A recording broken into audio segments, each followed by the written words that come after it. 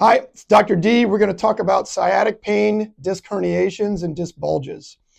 So what I want you to understand is everyone has a sciatic nerve. Sciatica is an irritation to the sciatic nerve. So the sciatic nerve is a branch of 5 nerves. It's the L4, the L5 nerve, and then the S1, S2, S3 nerves, okay?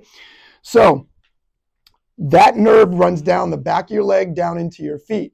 Most people attribute sciatic pain as pain that goes down your back, down your butt, down your legs, and into your feet. And that's true. But sometimes sciatic pain is just in your calf. There's no back pain, no nothing. A lot of my patients present with hardly any back pain, just leg pain. And that leg pain can be just in the foot, in the calf, or it can be all the way down. The other thing I want you to understand is that these upper discs, L1, L2, these nerves, if those are injured, back up so they can see here, Laura. If those are injured, that pain pattern will be in the thigh, in the middle of the thigh or the upper thigh, and a lot of times even sciatic pain at L4, L5 can go right into the groin. So understanding those pain patterns is going to help you identify what's going on with your body.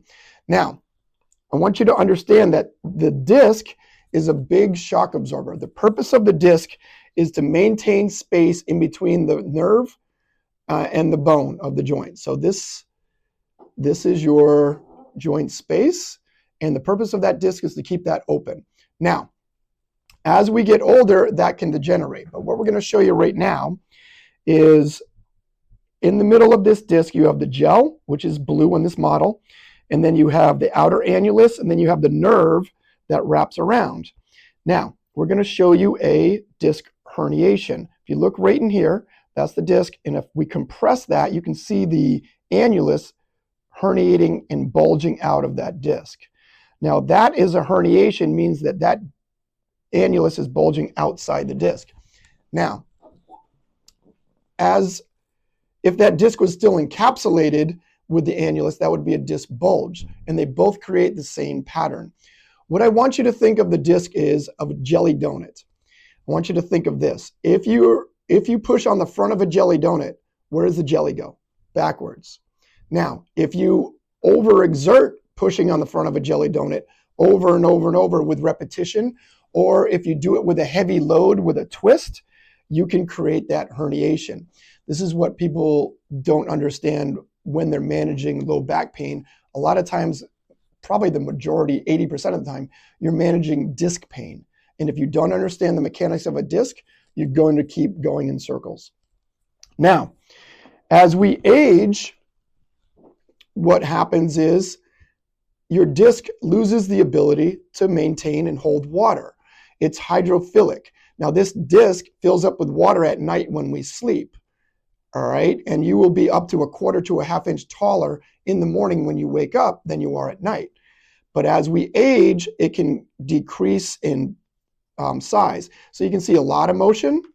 This is decreased a little bit. The motion is less. Here you can see bone spurs, disc bulges, and it's lost a lot of motion in there. This is an arthritic joint and disc, and this is complete fusion. Now, what I want you to understand is just because you have this or this does not mean you have to have low back pain or sciatic pain. Patients come in all the time and go, I've been told I have arthritis.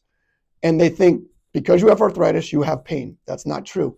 I have hundreds and hundreds of patients that present this way with low back or pain, and it goes away. And they live a very healthy, functioning, happy life.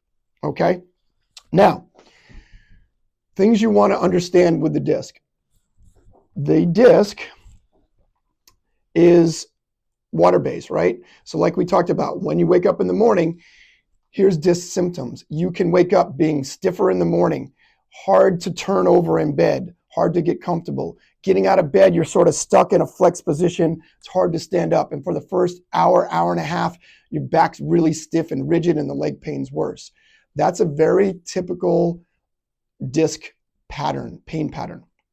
Now, the other thing I want you to understand is this disc can be irritated with your daily movements. So someone who's managing a disc problem, they will note that if they sit, it tends to get worse. And after sitting for a while, it can be stiff getting up. They will note that flexing forward, reaching forward to put your shoes and socks on in the morning is difficult, or at any time. And also that bending and twisting is difficult. Sitting in soft chairs on the couch can create that discomfort. I want you to understand why. When you're laying in bed, and if I put a blood pressure gauge, sort of what we talk about is millimeters of mercury of pressure, in this disc when you're sleeping, it's 25 millimeters of mercury of pressure. When you stand up, the millimeters of pressure in the disc standing is 100. When you sit, and if you sit with a soft chair or with a load or bending forward, it's anywhere from 140 to 200 millimeters of pressure of mercury in that disc, which creates more of that bulging, inflammation, and creates more of that pain pattern. So understanding that, you want to avoid sitting as much as you can when you have an acute flare-up of your disc, or in general. So you want to get up periodically throughout the day. Now, with your disc, one of the things I want you to understand too is a lot of people will feel that tightness and they want to flex forward and stretch that disc out. Don't do that, because what you're doing is just creating temporary relief. And remember, this is a jelly donut. Every time you flex your body forward, we're putting pressure on the front of the disc, driving that jelly back. I actually had a patient years ago who was doing really good, but he was still maintaining like a 3 or 4 out of 10 pain. And I asked him what he's doing. He said, well, I'm doing my stretches. And he showed me that stretch. I told him to stop doing that stretch. 3 days later, he did the other ones we gave him. Pain went away. Pain never came back. So the point with this video is I want you to understand some disc mechanics, understand some of the signs and symptoms of sciatica, radiating pain. And if you have any of these, call our office. We specialize in this. This table that I'm on, the Cox flexion distraction table, you can see that on the website. Decompression is another thing you can see on the website that's fantastic for disc injuries. We have specific exercises that are designed to draw the bulge back, increase joint space, increasing your core stability. This is what I've dedicated my life to, is helping people understand this. So if you have any of these signs or symptoms, give the office a call. We hope we can see you soon, help you out, and get back to living your life to the fullest.